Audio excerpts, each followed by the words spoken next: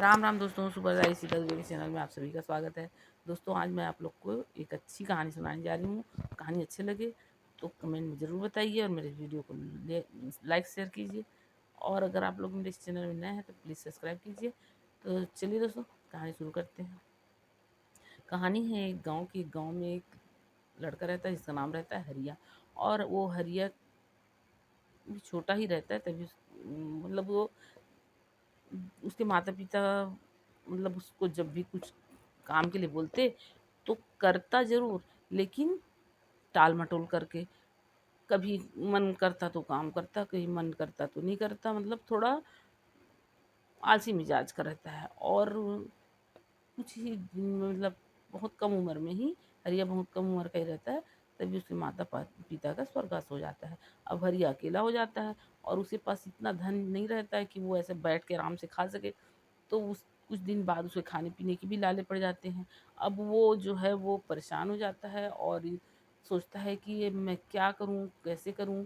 अब वो अपने घर से निकल जाता है और एक जगह बैठा रहता है बहुत उदास होके, सर में हाथ रख के। तो उधर से गुरुजी निकलते हैं और गुरुजी जो है वो पूछते हैं कि तुम हरिया, तुम ऐसे कैसे बैठे हो।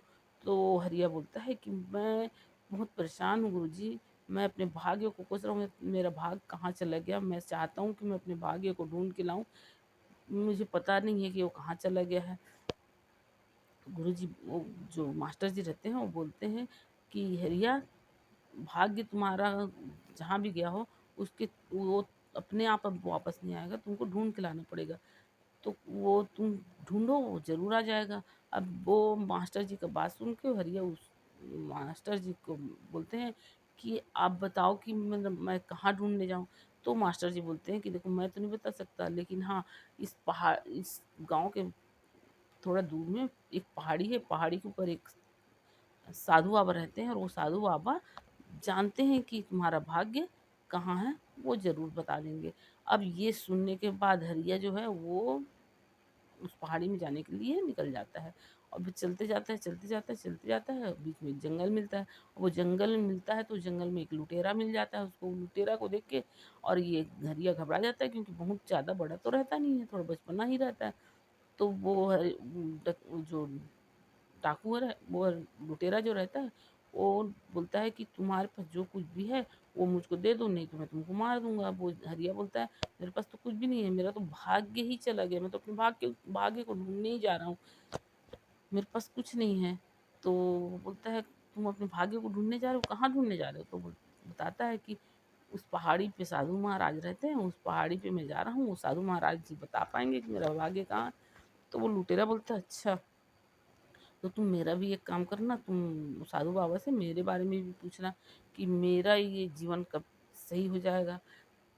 तो वो हरिया बोलता है ठीक है, मैं पूछूंगा। अब वहाँ से आगे बढ़ता है। आगे बढ़ता है तो उसको तो भूख लगी रहती है, तो एक झरना दिखता है, वहाँ जाके पानी पीता है। पानी पीने के बाद वहीं एक बगीचा रहता है, वहाँ बैठता है और फल तोड़ के लाता है। अब खाने को करता है तो एक बार काटता है, थूक देता है, दो बार काटता है, थूक देता है, तीसरी बार जब काटते रहता है तो एक आदमी वहाँ आता है, बोलता है कि तुम ये फल खा के थूक दिए, तुम ही नहीं, जो खाता है वही थूक देता है। तो हरिया बोलता है ऐसा क्यों। तो वो बोलता है कि ये तो मैं भी नहीं जानता, और तुम कहाँ जा रहे हो। तो वो बोलता है कि मैं अपने भाग्य को ढूंढने उस पहाड़ी पे एक साधु बाबा रहते हैं, उन्हीं से पूछने जा रहा हूँ अपने भाग्य के बारे में कि मेरा भाग्य कहाँ है। तो वो जो वो आदमी रहता है वो बोलता है देखो, ये मेरा ही बगीचा है और इस बगीचे के सारे फल कड़वे हैं, और मैं इसलिए कोई भी इस फल को खा नहीं पाता है। तो तुमको अगर वो साधु महाराज मिल जाए और तुम्हारे बारे में पता चल जाए तो मेरे बारे में भी पूछ लेना कि मेरे इस बगीचे का फल मीठा कैसे हो जाएगा। बोलता है ठीक है, मैं ज़रूर पूछूंगा। अब वहाँ से निकलता है, जाते रहता है, जब तक कि अंधेरा हो जाता है और उसको एक महलनुमा घर में दिखता है। तो वो वहाँ जाता है और वहाँ दरवाज़ा पीटता है, तो वहाँ से एक दंपत्ति निकलती है। बोलता है, ये हरिया बोलता है कि मुझे रात रुकने की जगह दे दो। उन लोग बोलते हैं ठीक है, आ जाओ यहाँ रात रुक जाओ और भोजन आदि कराते हैं। अब पूछते हैं कि तुम कहाँ जा रहे हो। तो बताता है कि मेरा भाग रूठ के चला गया है, अब मैं अपने भाग्य के बारे में पता करने जा रहा हूँ। तो यहाँ पहाड़ी कुछ दूर में एक पहाड़ी है, पहाड़ी के ऊपर एक साधु महाराज रहते हैं, वो इस सब चीज़ जानते हैं, वो बता पाएंगे। तो वो दंपति जो है वो बोलता है कि देखो तुम हमारी लड़की को देखे, हमारी ये जो लड़की है वो कभी खुश ही नहीं रहती, कभी खुश नहीं रहती, कभी हँसती नहीं। इसलिए तो तुम, अगर तुम्हारा काम हो जाए तो हमारे बारे में भी साधु महाराज से अवश्य पूछ के आना कि हमारी लड़की कब खुश रहने लगेगी। बोलता है अवश्य पूछ के आऊँगा। और अब वहाँ से निकल जाता है सुबह, और निकलता है तो वो चलते-चलते पहाड़ी में पहुँच जाता है। पहाड़ी पहाड़ी में पहुँचता है तो साधु महाराज अपने ध्यान में बैठे रहते हैं। अब वहाँ वो साधु महाराज को प्रणाम करता है और वहीं बैठ जाता है। जब साधु महाराज अपने नेत्र खोलते हैं तो फिर से प्रणाम करता है और साधु महाराज से पूछता है अपने बारे में। अब साधु महाराज से पूछता है और बोलता है कि महाराज, मेरा भाग्य आप मुझे लौटा दो। वो साधु महाराज बोलते हैं कि ये तो नहीं हो सकता, वो ज़िद में आ जाता है हरिया। नहीं साधु महाराज, अगर जब तक आप मेरा भाग्य मुझे नहीं लौटाओगे तो मैं लौट के घर नहीं जाऊँगा, मैं यहीं बैठे रहूँगा। तो साधु महाराज बोलते हैं देखो बेटा, ऐसा नहीं है, ऐसा नहीं होता है, तुम जाओ। मैं इतना कर सकता हूँ कि तुम्हारे भाग्य को तुम्हारे पीछे भेज सकता हूँ। तुम्हारे पीछे-पीछे तुम्हारा भाग्य जाएगा, लेकिन तुम्हारे साथ नहीं, तुमको हाथ में नहीं दे सकता। तो हरिया बोलते हैं चलो ठीक है, मैं मेरे पीछे-पीछे ज़रूर भेज देना। तो साधु महाराज बोलते हैं कि हाँ, तुम्हारे पीछे-पीछे अवश्य भेज दूँगा। अब हरिया बोलता है कि महाराज, मैं 2-3 लोगों का बात और पूछना चाहता हूँ। एक है कि एक राजा हैं और उनकी जो राजकुमारी है वो कभी खुश ही नहीं रहती, ना हँसती, ना बोलती, ना खुश रहती है। उसका क्या कारण है, वो कैसे खुश रहेगी? तो साधु महाराज बताते हैं उसका। फिर वो दूसरे नंबर में वो फल के बारे में पूछता है कि वो बगीचा है, वहाँ फल है, वो फल पूरा कड़वा है, वो कैसे ठीक हो जाएगा? उसके बारे में भी बता देते हैं महाराज। तीसरा वो लुटेरा रहता है, उसके बारे में भी बता देते हैं। अब हरिया वहाँ से चलता है। अब वो सबसे पहले वो महल मिलता है, महल में का बात बता देता है। फिर वहाँ से चलता है, वो फूल बाग मतलब फुलवारी मिलता है, वहाँ उम, जो फूल फल के बगीचे वाले को उसका भी बात बता देता है। फिर वो लुटेरा मिलता है, और लुटेरा बोलता है कि भाई तुम मेरा बात पूछ के आए? बोलता है हाँ, हाँ, तुम्हारा बात पूछ के आया हूँ मैं। तो वो बोलता है कि तो फिर मेरे को बताओ। अवश्य बताऊँगा। देखो मैं अभी मेरे को साधु महाराज से मैं 3 लोगों के बारे में पूछ के आया था, और तीनों में से तुम तीसरा नंबर हो। वो 2 को भी मैं बता के आया हूँ।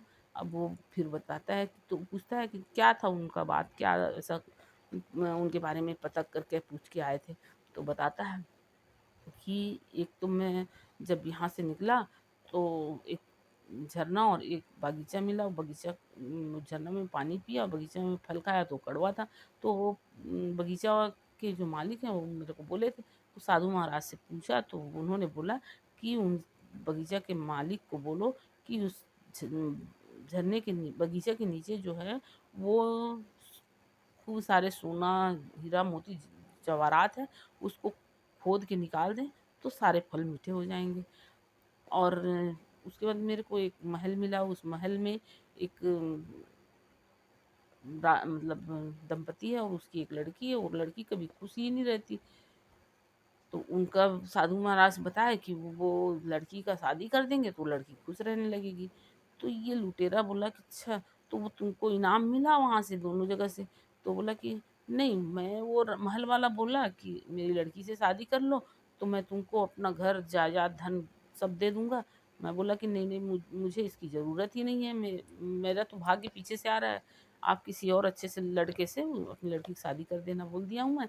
और जो बगीचे वाले हैं उन्होंने भी कहा कि आप रुकिए थोड़ा देर, और मैं ये खोद के निकालता हूँ तो ये धन दौलत हीरा मोती तुमको भी दे दूंगा। तो मैं बोला कि नहीं नहीं, ये सब मुझे क्या, इसकी ज़रूरत नहीं है, मेरा तो भाग्य पीछे से आ रहा है, ये सब मेरे को नहीं चाहिए। अब ये क्या है कि ये लुटेरा जो है वो बोलता है अच्छा मेरे बारे में बताओ क्या बोले? तो बोले कि आपके बारे में बोले कि आप लोगों की सहायता करने लगोगे तो आपका भी जीवन सफल हो जाएगा। लुटेरा बोला अच्छा चलो अच्छी बात है, तो ये घोड़ा मैं तुमको खुशी से इनाम के तौर पे देता हूँ। बोलता है कि नहीं नहीं, ये घोड़ा मैं क्या करूँगा, मेरे को ज़रूरत ही नहीं है, मेरा भाग्य तो पीछे से आ ही रहा है। ऐसा बोलता है, और ये लड़का जो हरिया वो अपने घर बहुत फुर्ती से चले जाता है और बैठ के अपने भाग्य का इंतज़ार करते रहता है। तो दोस्तों, भाग्य जो है उसको तो 3 मौका मिलता है। वो लड़की के साथ शादी कर लेता तो उसको धन दौलत सब सब चीज़ मिल जाता, उसका भाग्य ही था वो, उसको ठुकरा के आ गया। फिर वो बगीचा में उसको सोना चांदी हीरा मोती धन दौलत सब मिल रहा था, उसको भी ठुकरा के आ गया। यहाँ लुटेरा वो घोड़ा दे रहा था, उसको भी ठुकरा दिया। तो ये भाग्य ही था, इन सबको ठुकरा दिया। अब उसको ये लग रहा था कि भाग्य आके और इसको उसके साथ एकदम मतलब बैठ के बोलेगा कि मैं आ गया हूँ। ऐसा नहीं होता है दोस्तों। भाग्य का मतलब होता है कि तुमको मौका तो दे रहा है, मौका मिल रहा है, उस मौका को भुनाओ।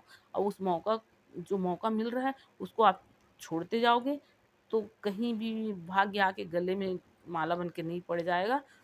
भाग्य आया है, उसको अपनाओ और उसको अपने उसमें जीवन में वो करो, अमल करो, वही भाग्य है। अगर वहाँ वो शादी कर लेता तो लड़की भी मिलती, शादी में धन दौलत सब कुछ मिल जाता।